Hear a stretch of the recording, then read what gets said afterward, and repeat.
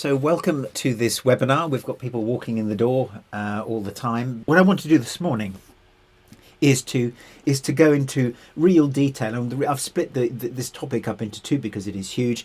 I want to go into detail about what is a conversation, what is it actually for. So I'm going back to the real granular basics, and I'm going to look under the bonnet as well of what happens in a conversation, not only at a social level but also at a psychological level, even neurally, for a little bit.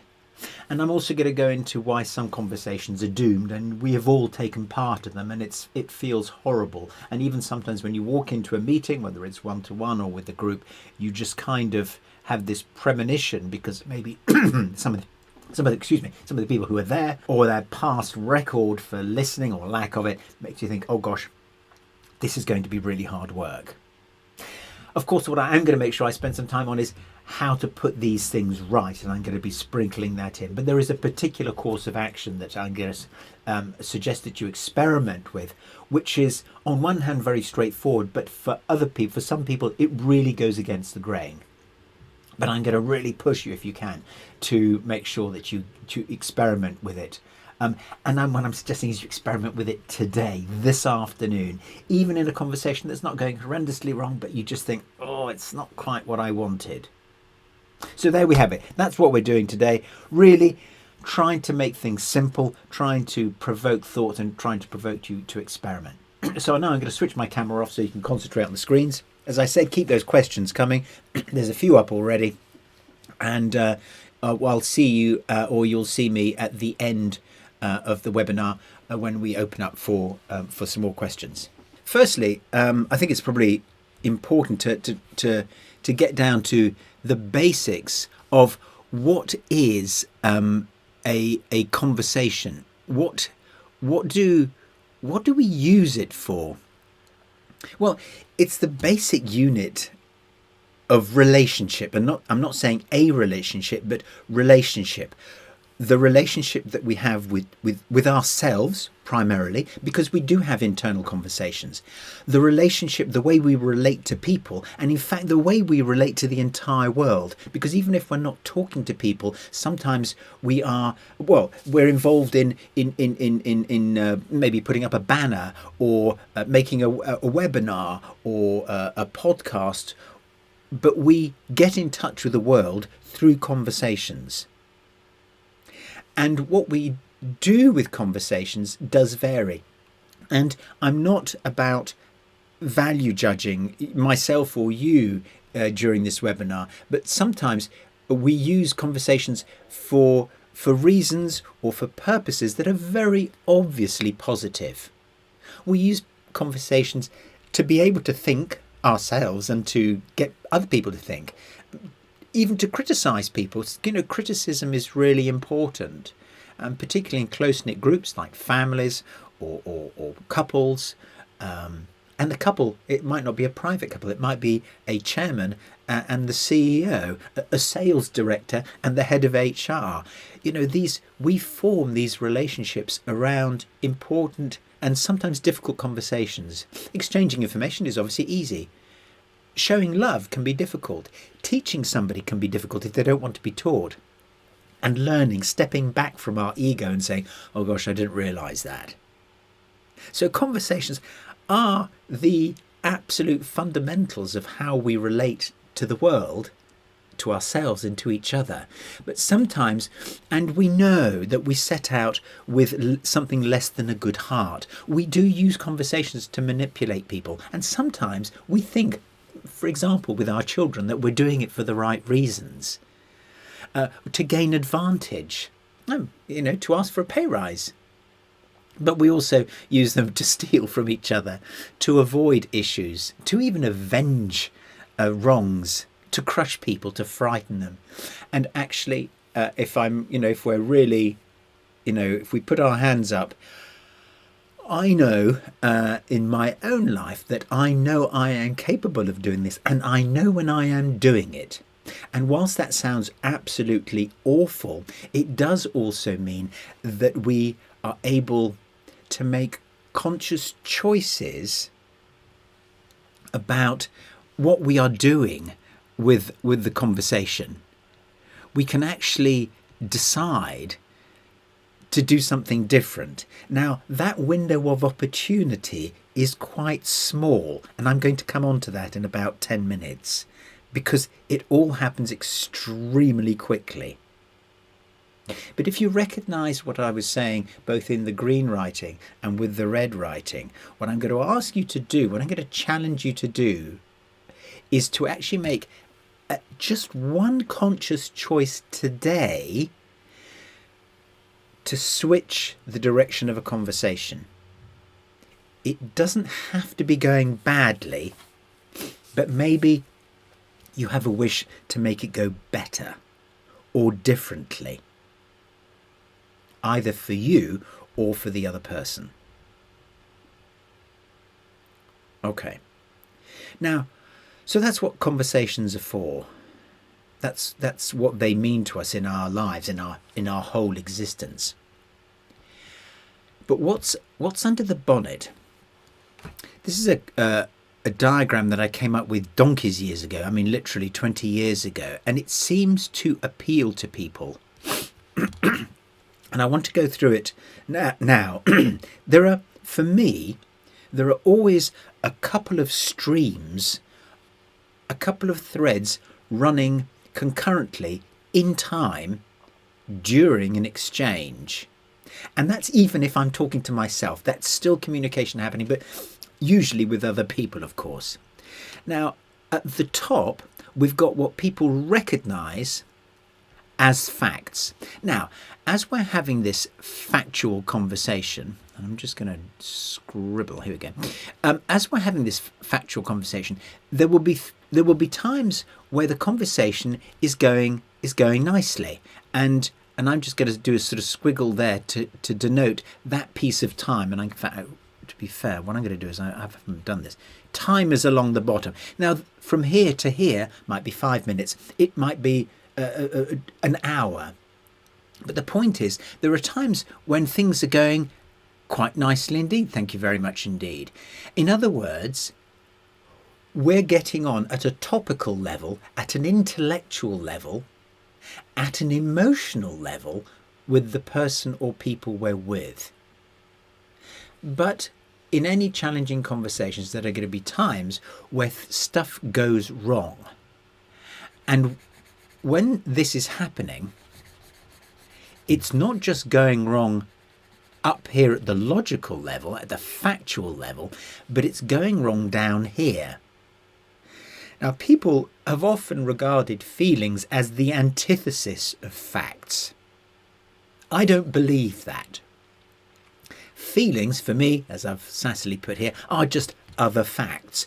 They are intangible and they are not in themselves visible unless you happen to have a very powerful microscope and you know what you're looking at when you're looking at the neurotransmitters, by which I mean adrenaline and cortisone. But adrenaline and cortisone and other chemicals that pump round our brains are the feelings. They are material facts. But the effects that they have on the course of a conversation are bigger than the facts at the top. The mistake that we make is to pay too much attention up here, thinking that by arguing or by ramming facts down the other person's throat, that we can make the conversation go better. And often what people will do is to jab away from every angle at these obstacles, hoping to somehow get around them. Now, traditionally, we do. Somebody gives in, somebody gets tired, somebody uses their power, their seniority, to turn us down or to push us back, and we get to the end of the conversation. The smart way, and I'm going to go into more of this next month as well, is to actually do a deep dive down to here and to actually forget about the facts and be prepared to talk about the feelings. And in this case, and I'll come back to it in a moment, it's to actually say what's going on for us. The way to To get feelings out of the way is to bring them front and centre stage, to actually put them on the table as facts. More in a moment. When do we do that? That's a question that people often ask. They say, gosh, Paul, does that mean I'm always having to talk about my feelings? That's just not me. But, we've got business to do. We've got to get on in this board meeting. Exec teams can't get together for hours, ploughing over their feelings about absolutely everything. Answer is no, of course not. That's not what we're saying here. What we're saying here is that there are certain instances where it is really helpful to talk about the feelings. And here is a very quick equation that you can do in your own mind to figure out what should happen next. If you imagine that there is a conversation between me and you going on, here is the rule of thumb that you can fall back on. And the you, of course, could be 10 people. It could be your exec team, it could be a board meeting, it could be team meeting. And here is the rule of thumb. Again, as I said, I will come back to it again next time. But very briefly, the nice thing is there are only two scenarios. I'm going to take that one out. There we are. There are only two scenarios. Scenario one, and we're talking relatively here. Scenario one is that I'm feeling relatively okay and you are feeling relatively not okay. What am I supposed to do at that moment? How can I make the conversation better? In this instance, this is the bit I'll come back to next month. It's to empathise with you. It's to pay attention to your feelings. You can imagine what's coming next, and this is what we're really about today. If, relatively speaking, I'm less happy or less comfortable than you, then I need to stand up for myself. I need to be assertive. I need to say what's going on with my feelings that's getting in the way.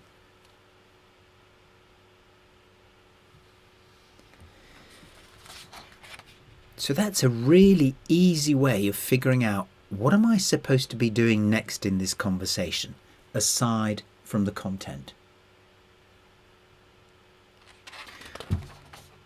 Now, I want to go on to some of the doom and gloom, these conversations that we get into where we know it's just going to go terribly wrong.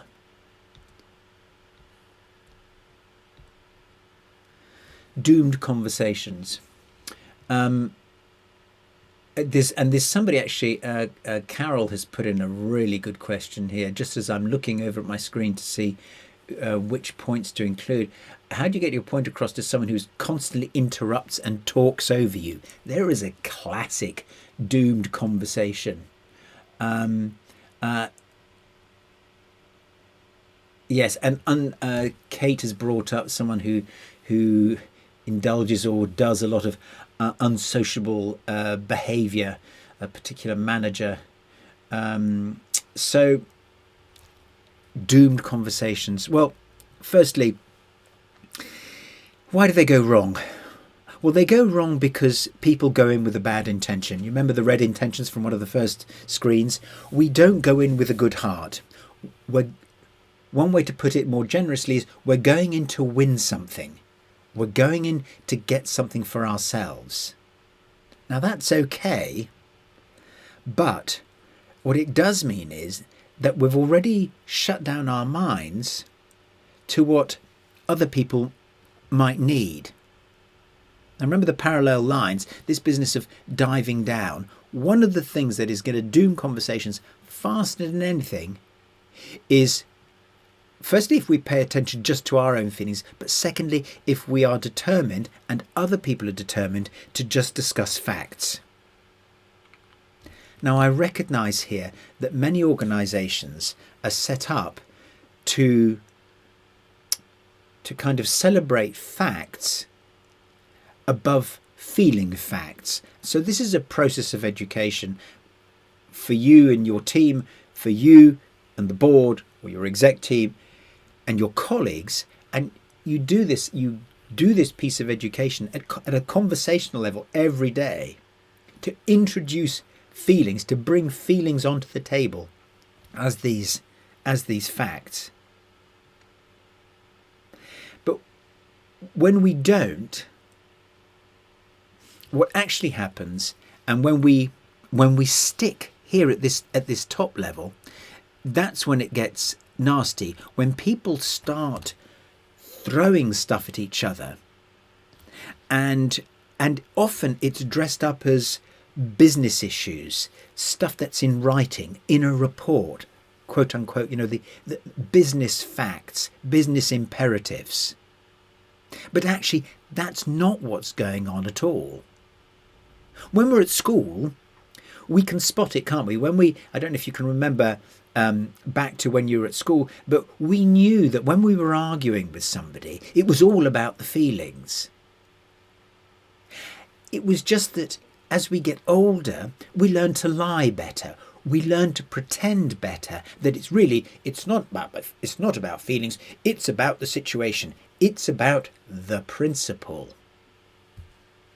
And the problem with this arms race is that there is always somebody who's got that exocet missile, somebody who's got a bigger fact or more rank. So sticking at that level dooms conversations. Again, I'm saying if you go back to the feelings and believe what's happening inside you and are prepared to even mention it, then it is a complete game changer. The weapons quite magically just disappear because they're no longer required. So, clues. What are the clues that these things are going wrong, even before they start to really go badly wrong? Well, one of the clues is that people start using ultimata. They start saying, if we don't do such and such, so if we don't make a decision today, this will happen, so we're really going to have to do it. Or I'm going to have to push you on this, or we can't discuss it anymore. So we use things which make the situation, which put the situation onto a cliff edge. We use, I guess it's a kind of threat. But the other thing is that people just look plain uncomfortable, and we can see it. But again, as adults, we learn to overcome that because there's a politeness thing going. There's etiquette. If you work, I know a couple of places, very multicultural organisations, particularly involving cultures in the Far East, it gets really difficult then to turn our more Western or educated minds to paying attention to how other people do feelings, or how other people do logic, how other people do safety, essentially. But the feelings are always there. Another thing you'll notice is that people start to interrupt each other. They start to cut each other off. You'll notice that's happening. All of these clues, they sound very basic, but those are your opportunities to actually do something. And I'll come on to that in a moment. The other thing is that you'll notice is that people will start drawing breath before you've finished talking. Or they'll make a hand gesture to say stop. Again, that is a clue that this arms race, this brinkmanship has begun. And before it's too late, that is the time to actually do something about it. Difficult as it may be, because it is only going to get more difficult. And here's the biggest clue of all, which I think is an absolute corker if you look out for it. And this is a fail-safe. And it always happens. Yes, but. And that will tell you, okay, I've heard it a couple of times. This is a potential moment to draw back before it goes too far, because when it's gone too far, it really, really has gone too far. Somebody here, interestingly, talking about feelings, somebody here, Tracy said, I try to talk about my feelings, but I've received the response, well, don't feel like that, as if my feelings are not valid or relevant. Is that common, and how can this be addressed? That's really interesting, Tracy. So firstly, well done for actually speaking up about your feelings. But the person who's not says don't feel like that, that's just them not being able to deal with someone having a feeling. You might ask them what they suggest, and you also might actually. I think I have a better answer than that, which is to tell them what they are doing, what impact they are having on your feelings by saying that. So if you've just said, "I'm feeling uncomfortable about the way this conversation's going," and they say, "Oh, don't worry about it." What you can go back and says, "Actually, you saying that now makes me feel even worse, because you seem to be brushing how I feel aside." So you give them feedback about their latest feelings, about their latest gesture towards you, their latest behaviour. In other words, telling you not to feel. Hopefully that helps, Tracy. Okay, where are we? Boulders. And what we do for the clues that take a conversation to the edge. Okay, so now I want to spend a few minutes on anger and aggression, because this is the thing that mounts up in a conversation, and this is the thing that most people are frightened of. So this little fellow, now interestingly, he epitomizes for me the angry fish, the angry creature, puffed up, spiky, unbelievably dangerous. I want to go through anger and aggression at 3 different levels: neurally, interpersonally, or intrapersonally, in other words, within ourselves, and the social effects as well. So here we go. This is a screaming dash through those 3 areas. Firstly, what are we talking about? What is anger? Anger is the old amygdala doing its amazing job. The amygdalae, we have 2 of them, they're in stereo, are right within our reptilian brain, the very oldest part of our brains.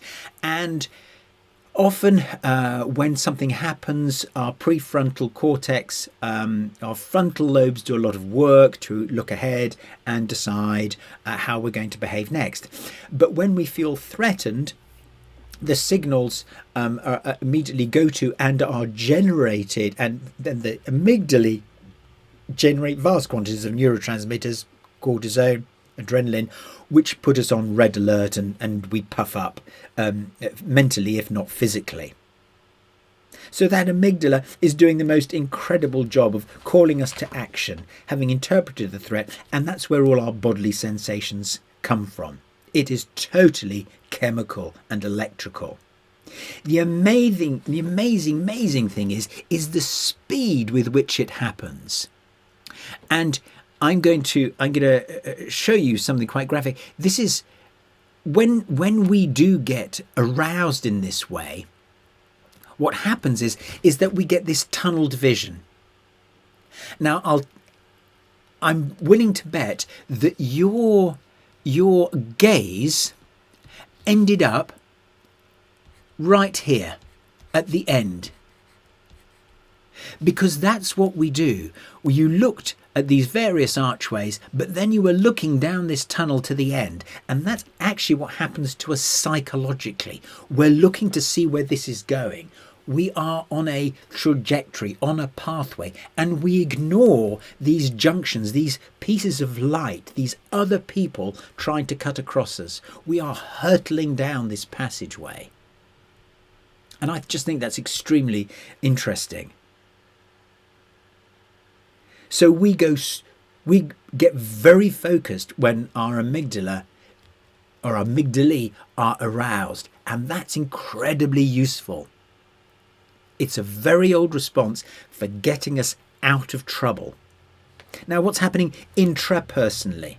Okay, intrapersonally, and that's kind of inside ourselves, at a psychological level. Well, what we're actually doing is thinking. We're having lots of thoughts, and I would be willing to bet that if you can catch yourself, it doesn't happen as fast as the neural stuff, because our thinking minds are much slower, thank goodness. So we can notice ourselves and what's happening. So I want to explain just very briefly for a minute or two what anger actually is at an intrapersonal, in a psychological way. Now, this might tamper with your belief of what anger is. But actually, anger for me, and the thing that leads us to aggression, is not about anger. It's actually about fear. It's about a fear of loss, a fear of rejection, a fear of worthlessness, a fear of being exposed. So when you see people in the room with you, maybe, and I hope not, Kathy, with your sales director, you may see her becoming angry, but anger has its roots in fearfulness. What she will be afraid of is the fact that she's going to have to make all sorts of arrangements. She will be afraid of what's going to happen at home. She will be afraid of you not wanting to pull back, what the company is doing to her. But likely is she will react like the pufferfish. And interestingly, when we see people angry, we get frightened, and in response, to be able to survive the attack, we then get angry. So that's when the pencils start to fly. So if we can just hang on to ourselves and actually be prepared to be frightened and to not fight that, but to actually name it, then we kind of pop the pufferfish. The pufferfish disappears. And then the other person can actually say what's really going on for them. And then we see the other person in the conversation for what they really are. They're just another frightened person. But of course, as soon as they say that, they stop being frightened, because actually we've helped them to make it better. Slowing the action down is where it's about. And this, there's the old thing, counting to 10. Being able to see this film play out and being able to stop ourselves and just even count to 5 whilst we notice, whilst we intellectualize our emotional position and the other person's. We give ourselves just literally 1 or 2 seconds to think. And that's when we can have a magical effect on the really painful, frightening conversations that we get into. Okay, social effects. What happens socially when people don't tackle anger, when we don't tackle anger? Well, what actually happens is that walls between us thicken, metaphorically. We become hard of hearing. We become less sensitive. Because to stay on our track, we have to shut out the world to enable us to do what we need to do. To press on, even when, and because we see people not liking it. So if people don't like it, there's only 2 things we can do. We either pay attention to it, and we don't want to do that because we're frightened, so we press on, and that's what people will do to us. Anger makes us right, and anger makes us scary. If we can't handle the threat of someone else persuading us differently, then the only thing we can do is to persuade ourselves that we're right. and to stay angry because we have a right to be. And therefore we become scary. And when we frighten people, we make them angry, and then they come back at us, and the pencils and pens start flying.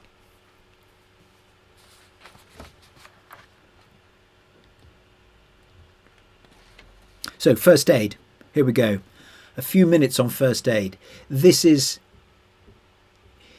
in one sense, extremely simple. And I liken it to smelling salts. I don't know if you're a very sporty person, you will have probably used them at some stage. If you've ever been knocked out, you will have used them in the boxing ring or outside it. I hope not outside it. They're still used, amazingly. Now, smelling salts are based on ammonia, but they also have camphor and eucalyptus and all sorts of other nice things. But basically, they are this huge jolt to your olfactory system. You sniff it in, it hits your olfactory canals and the nerve endings very hard indeed. And it is like a chemical slap. And it makes us inhale very, very fast, take in a lot of oxygen, and bam, we're back in the run. You'll see them in boxing matches. You'll see them in athletes take them when to kind of get them sharp. Totally allowed. So, what is the smelling salts for us? How do we actually do it? Actually, what we're doing is reading out the ingredients to what's going on inside us. So the first thing we have to say, number one, is how I feel. Bear with me. Here we go. Okay, I can write on this now. One, the feeling. So to stop one of these bits of Armageddon, one of these arms races, one of these difficult conversations, to improve it, we first have to stop it. The quickest way to stop it is to say how we are feeling. I'm worried. I'm uncomfortable. I'm not happy. I'm annoyed. By making a very simple, like 2 or 3 word sentence and saying it loud enough for people to hear, that will pause the conversation instantly. And if you don't believe me, try it. Secondly, once you've got people's attention, I'm just going to alter this layer. Here we go. Once you've got people's attention, tell them in one short sentence, and I mean short, what got you to that state. I'm worried because we're arguing. I'm unhappy because I'm hearing the same thing as last week. I'm annoyed because John and Jane, you keep cutting across people. So that's the level of simplicity. And then the third bit is what you think should happen next. So there are some options here, and they're really, really simple options. One of my favourites is to actually just get people, you give everybody 10 seconds, say, I suggest we give everybody 10 seconds around the table to say where they are. 10-second challenge. And you go around the table and people state their position. And then you cut them off. So that everybody gets a chance to speak on their own. And you can call it the 10-second challenge. If you are in a very wordy, very shouty organisation, I have one in particular in mind, and it all stays quite good-humoured, but oh my goodness, do they waste a lot of time. It's a bank. Highly respected, they're wonderful people, highly intelligent, but the culture is very push, push, push, talk, talk, talk, shouty, gesticulations, etc. Breaking through that kind of dynamic has to be done very simply and with these smelling salts, as I call them. And that will cut through all the noise. Okay, very briefly, before we stop for Q&A, some general Do's and don'ts. Okay, the do's. Have a plan and a very simple strategy for the conversation and write it down on your notepad.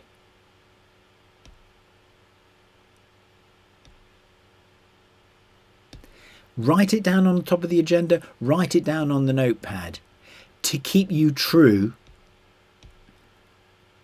and it will actually help you to stay focused aside from on the content.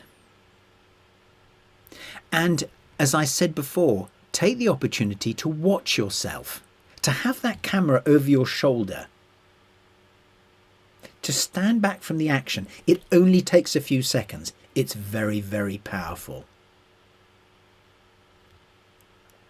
Okay, the don'ts. Don't go into the room digging your heels in or going in with a firm plan that is kind of with no plan B, because it just sets too many other things into motion, bad things into motion.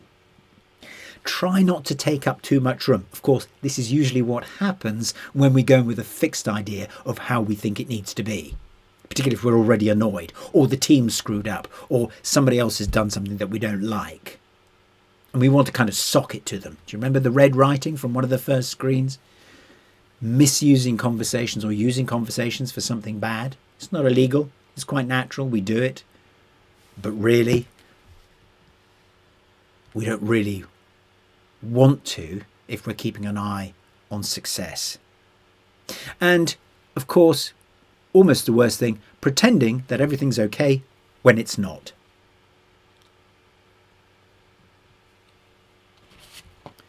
Okay. That's what I have for you this morning. It'd be really great to get some questions in. I've got, I think, one or two that I haven't tackled already on the screen. So if you, your thoughts, what has this got you thinking? What are you facing into? What are you going to try? Kathy, I hope this has given you some things, some food for thought. And Kate as well, this person who's being antisocial. I think for them it's some feedback from you speaking up and probably being able to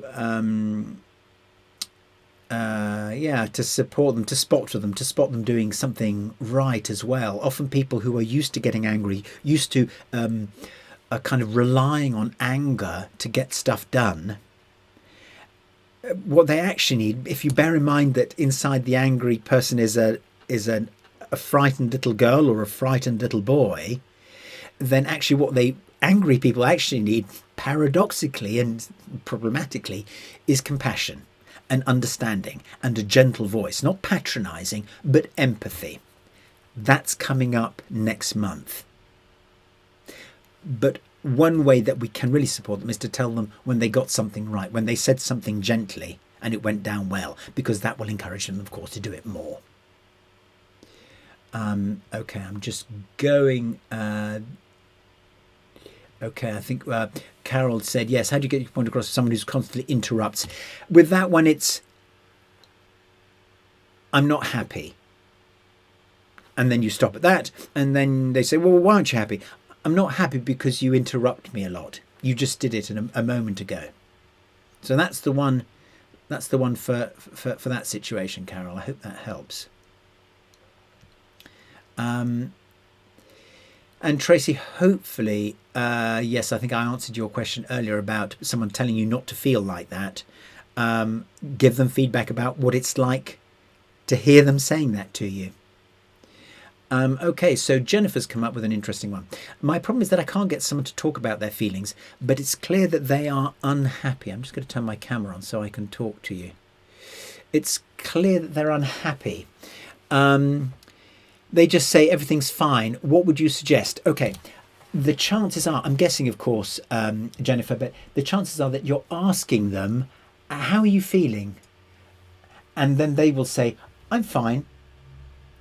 What we're going to be doing next month, but I'll give you a sneak preview now, is to actually not ask people how they feel, You all right?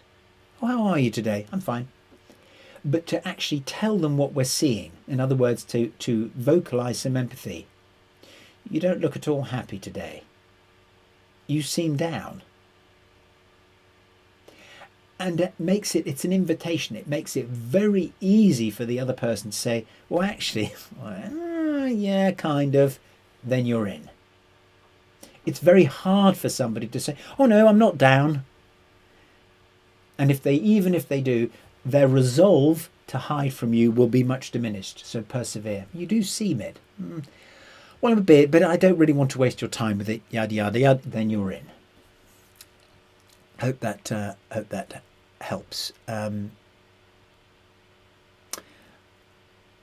Fantastic. How can I approach a person who is feeling failed or lost and always speaking negative things? Okay, that's very much one for next time. In terms of empathizing with them, that's my hunch. But what you certainly can do, I'm just keeping an eye on the time, what you certainly can do is to tell them what it's like to hear them being negative. If they're doing it in a meeting, you can tell them maybe afterwards in private, say, look, I really struggle when you talk negatively all the time. I notice it's even pulling me down. You're obviously not very happy. Some assertiveness followed by some empathy. More empathy next month in the second part of this webinar. Hopefully that gives you an idea. Sivanesan. Okay. Someone's excited to try this. That's fantastic. Breaking through a glass ceiling. Directors are doing the pretending that all is okay and not really facing the reality that the workforce may not be feeling that. Okay, Joe. Yes. And actually giving the director feedback and saying, look, I'm worried because you don't seem to be spotting how people are feeling. The important word there being seem, because we need to give the person credit that they might be seeing it. And they say, well, I'm seeing it, but really they need to toughen up, or they're very well paid, or etc., or it'll be okay in Q2, but then you started the conversation. I hope that helps. Okay, we've got just 1 minute to go. I'll come back to the rest of the questions that haven't been answered yet. I do just want to put on screen final thoughts. Firstly, if you're under pressure, have a very, very simple plan. Secondly, there are two types of facts. There are concrete facts and there are feeling facts. The feeling facts are every bit, if not more powerful, more important to pay attention to than the concrete facts.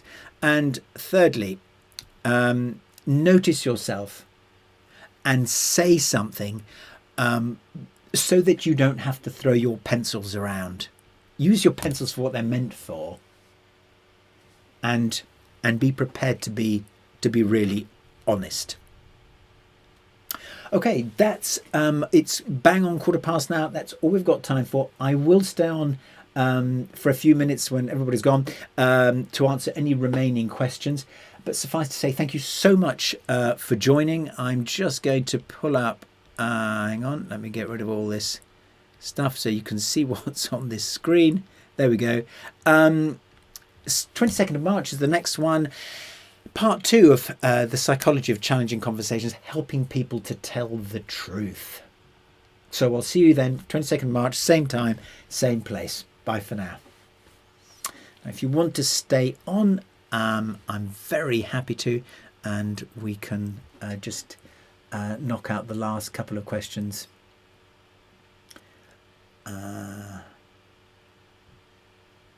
Okay, here's one from Jeroen. I'm so sorry if I'm mispronouncing your name. So any tips for how to empathize with someone I do not trust or like? Oh, yes, you've really gone for the jugular. So empathizing with people we don't trust or like. Well, firstly, if we don't like somebody, it's very difficult to care about their feelings. And empathy is not just an intellectual exercise, but it's also an emotional exercise. So maybe you're going to have to do some kind of a trick on yourself. Just take it as just a purely intellectual, I'm going to do this because I know it's the right thing to do exercise. But I'd be willing to bet that if you do try that out, within a couple of attempts, and literally it is only going to take you like 60 seconds, if you can hold it together for 60 seconds and empathize a couple of times, you seem really fed up. You seem annoyed that I've said X, Y, Z. It sounds like you're worried that I'm going to X, Y, Z. Then you will be amazed at the change in them, and also potentially at the change in your feelings about them. Because one of the things that helps us to dislike and distrust or mistrust people is when we don't know what's going on with them, when we don't understand them. Lack of understanding, lack of empathy is, not wanting to sound sensationalistic, but it's true, I think is what fuels a fight at the small scale and a war at the big scale.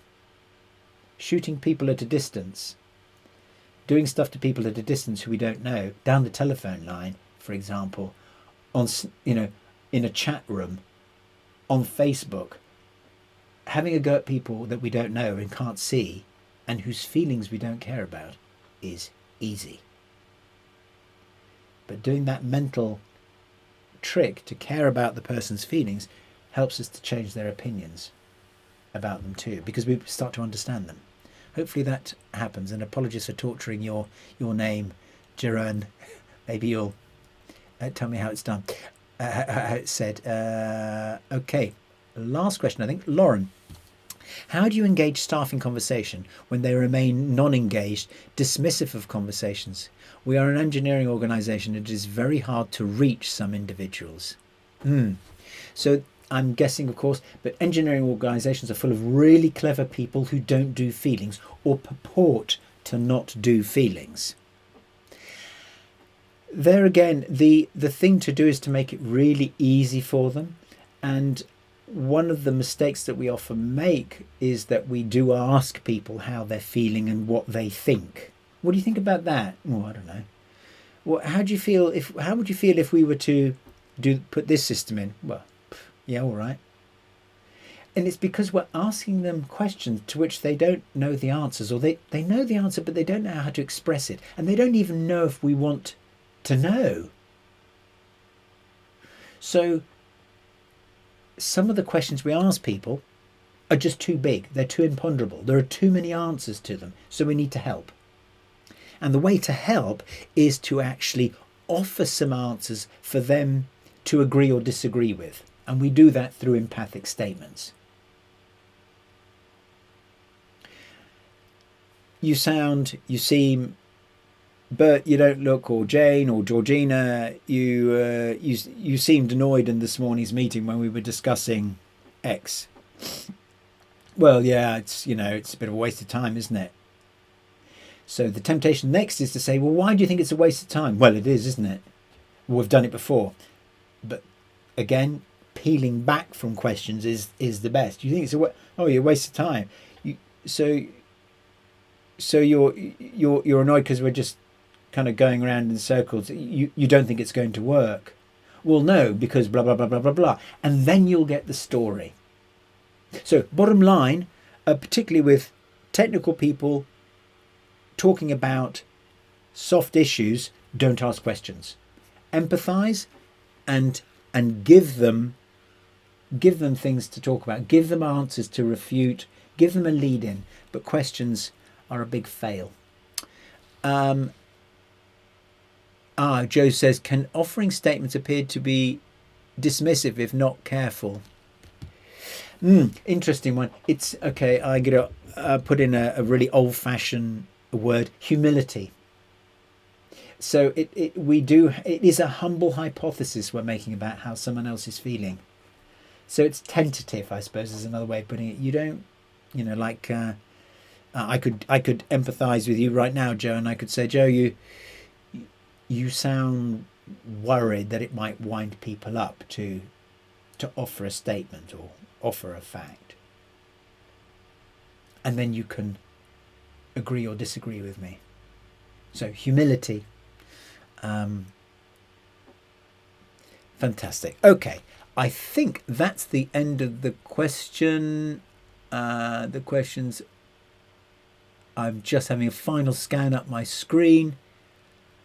Yep, I think that's pretty much it.